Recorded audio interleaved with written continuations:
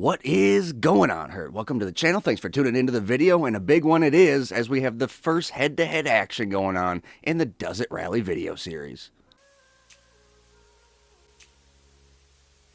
Now, as stated, we have never done a head-to-head action here in the Does It Rally. We have done it twice in the Does It Drift, both with the same vehicles, too. Season 1, Rapid GT versus Schwarzer. Season 2, Rapid GT versus Schwarzer. The only difference was single gear and then speed boost. I figured if you're going to do head-to-heads in the Does It Rally, what better spot to begin than these two? They release in the same update. They're built the same. They look the same. Well, they don't look the same. They look a bit different. If it's a looks category, I know which one's winning. Which one you picking? Which one you like? I go with the trophy truck. But it's not a looks category, and with that said, since you're picking things, why don't you go down in the comment section right now, let me know which vehicle you think is going to score higher in the Does It Rally series. If you're new to this series, we judge it on 3 separate aspects in the end. Without speaking too much, as you can see, they are both already upgraded. They both have the same upgrades as well, stock suspension, but then all of the other performance upgrades there are. With that said, I updated these off camera because you know how much time I can spend in the dang garage. So let's get right to it. Let's start with the cheapest one as well and get into the trophy truck. Alright, it's raining, but it looks like it's about to let up, so I'm going to let up before we get started here. I want a good, equal test here on these bad boys. I have no experience with either of these vehicles on this track either. That's the interesting thing. This is the brand new track. I guess I didn't even mention it. This is the San Andreas Special. Round 3 of 3 of the Black Sheep TV Rallycross series, the new one. And yes, we will be replicating this on PS4 as well. We're working on Round 2. Round 1 is already replicated, and if it's not already released, it should be releasing relatively soon. Well, as of lap 1, I can't come up with one single complaint with this thing. I don't know, I really like this vehicle. It doesn't spin out at all. It's really planted. All-wheel drive as well, so you got all the traction in the world. Steering is on point, very touchy. Not overly touchy, though, where you're going to put yourself in the dang weeds just going straight. Oh, as I put myself in the weeds around the corner. I wish there was more for upgrades on it, I will say that. Even just cosmetic. Oh, grades. There just isn't a lot for it. There's nothing at all, really. Just remove the livery. Can't even remove the wheels on the back. All of this is a rhythm section in the back, so it's all about kind of like perfect timing. You're not supposed to just fly through it. You're supposed to get the good timing on it, and that's the fastest way through it, but instincts are just to fly through it. So yeah, round 3 is by far my favorite round. I think it's probably going to be a lot of your guys' favorite as well. Either that or it's going to be your frustrating round that you just don't enjoy. Let's take the right side here again. It is a tough one. I mean, it's tight. It's narrow. Oh, no.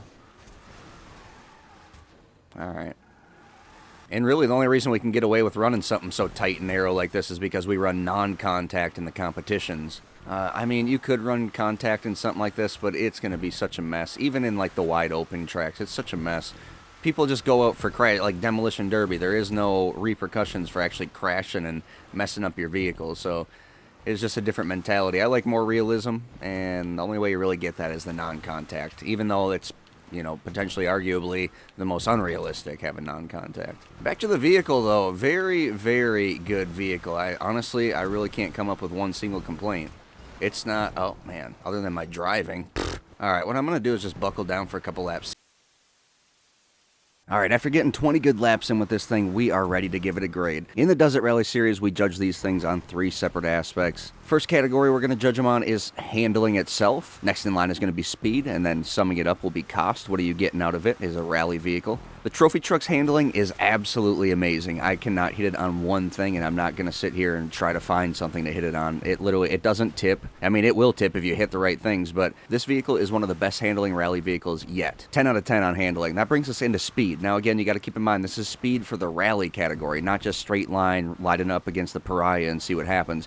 I mean speed in the sense of how does it handle off-road versus on-road, dirt versus asphalt, how does it handle the bumps. And although this thing is not quite as fast as like the Flash GT, I would definitely argue that the Flash GT would put down the same lap times. Now, I'm not going to say it wouldn't because I haven't tried it yet, but I would be very curious to grab the Flash GT, go bring it to the track here, and, you know, probably even tonight I'm going to try this out and see how it stacks up against this thing because, man, she's quick. Now, I know it's not the quickest, so I'm going to hit it a little bit. And I'm not going to lie, I know the Desert Raid is slightly faster than this thing. So I'm going to give this a 9, a good solid 9. I want to give it as close to a 10 as I possibly can, but I don't even think that the Raid is going to deserve a complete 10. It may. Judging off of how the trophy truck itself handled at the price range it's at, I mean, I have high expectations now for the Raid. So that's 19 out of 20 so far. That brings us into the final point, and that is cost. As we said, we started with the cheaper of the two, $550,000, so just over $500,000. I say just over $500,000, but really, in all honesty, these things in real life are not that cheap. Maybe they're only 125, 150 grand. I don't know, but I would say that there's a lot of money stuck into these things. Going back on that video that we just made about inflation rate and whatnot, this is a great price vehicle, especially for what you're getting out of it. 10 out of 10 on the cost. 29 out of 30 for the Vapid Trophy Truck. My goodness, heavy hitter, especially this late in the game. But hey, I'm not surprised because we have a lot of great heavy hitter vehicles that have a lot of potential that we just have not featured in the Desert Rally series yet. With that said, it's time to move on to the Raid. Bring her to the track, see how she rips. Let her eat. All right, let's see how the Raid stacks up to the trophy truck. Oh. Oh. All right, there's some differences.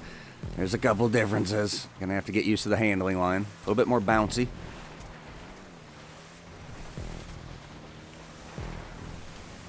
Little less responsive on the handling, or on the steering, I should say. Slightly less responsive.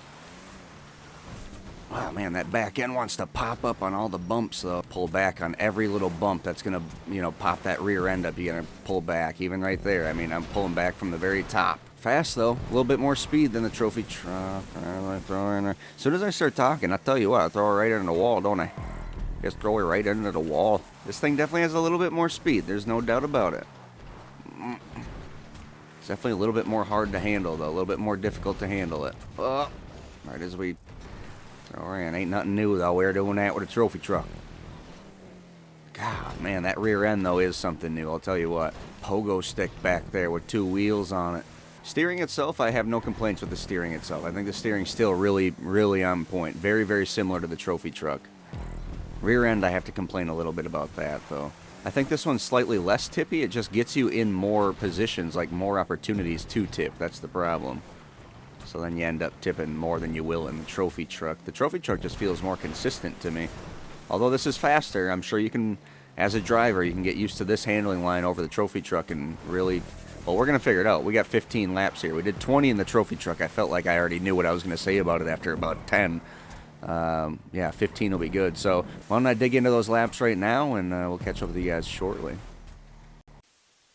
After running this thing for 15 laps, I must say I was never really able to get consistent with anything with it other than crashing. Somehow I still ended up pulling off a 59-second lap. The fastest I pulled off in the trophy truck, despite how consistent I was on that, was 101.9, so nearly a minute and 2 seconds. Nearly 59 flaps. Now, I don't know when the heck I did that, because all I remember doing is crashing and crashing and crashing. Yeah, long story short, let's get right into grading this thing. First off, handling, and that's where you're going to hear me bicker and moan the most. First off, the rear end. It's a pogo stick with 2 wheels. Like I said, it's way too bouncy. Other than that, it's almost the exact same handling line as the trophy truck, really, when it boils down to it. The issue is it has a little bit more speed, which we'll get into in the next category, but that little extra speed messes with the handling line, which is why we got to talk about it now. Because the rear end is bouncy, and because you have a little bit more speed than the trophy truck, it bounces that rear end up, and when you're going around turns, it spins you out a little bit too much. So you have a spin out factor. Those are the 2 issues. So for bouncing, I'd have to hit it for 1. I just don't like that handling line in itself. So definitely minus 1 point for that. Also, because of that, it's got to take the extra -1 for the spin out factor. So -2, that's 8 out of 10 for the handling.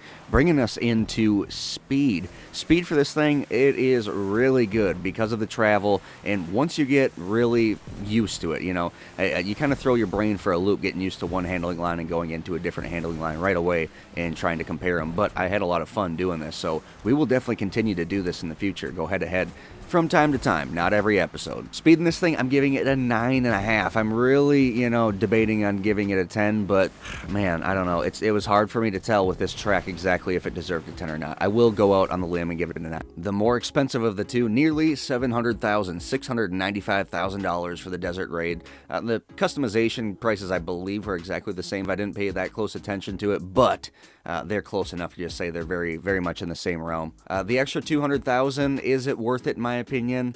I would say not. Definitely not if you're looking at be getting one or the other here. The trophy truck puts this thing to shame in my opinion. Yeah, you're going to get some extra speed and you are going to outdo it definitely in the straightaways, and even in some tracks you're going to outdo the trophy truck, but all in all, looking for the fun factor, I'd have to go with the trophy truck. You know, when it gets down to the racing factor, yeah, I think spend the extra $200,000, get used to this handling line, and go about it with the Raid. But again, debatable. The right driver in the right seat can make anything happen. So cost on this thing all in all still $700,000, not extremely overpriced. We said $500,000 was pretty good, $550,000 to be exact was pretty good, actually really good for the trophy truck. So to say $700,000 for this, $695, but it is a little bit more expensive than the trophy truck, so I will hit it 1 there. We're looking at 9.